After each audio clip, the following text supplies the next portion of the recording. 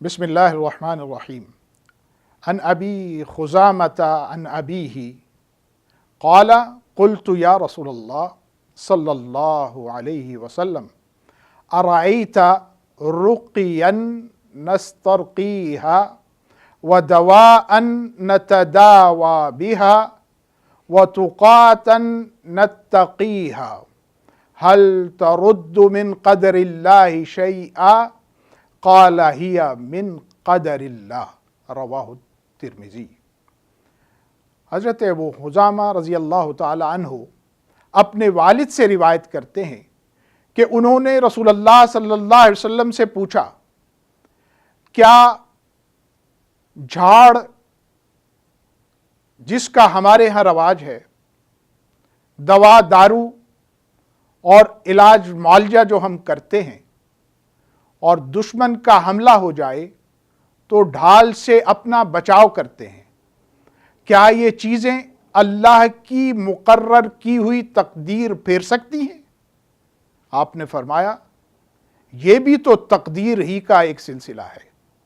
رسول کریم صلی اللہ علیہ وسلم یہاں پہ استفسار کرنے والے صحابی کو یہ بتا رہے ہیں کہ تم جو قرآن سے دم کرتے ہو یا بیمار کو دوا کھلاتے ہو یا دشمن کے مقابلے میں ڈھال کا استعمال کرتے ہو، یہ تینوں چیزیں تقدیر کا حصہ ہیں۔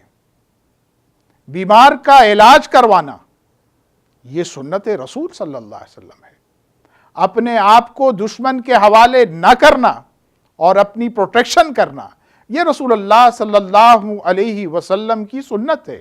آپ نے فرمایا کہ جو دم کیا جاتا ہے سنت کے مطابق جو ہو، اور جو دوا کھائی جاتی ہے بیماری کو رفع کرنے کے لیے، اور جو ڈھال یا جو بھی اپنے آپ کو بچانے کے لیے چیز دشمن کے مقابلے میں اختیار کی جاتی ہے، یہ سمجھنا کہ یہ تقدیر کو ختم کرنے کا یا تقدیر سے متصادم عمل ہے۔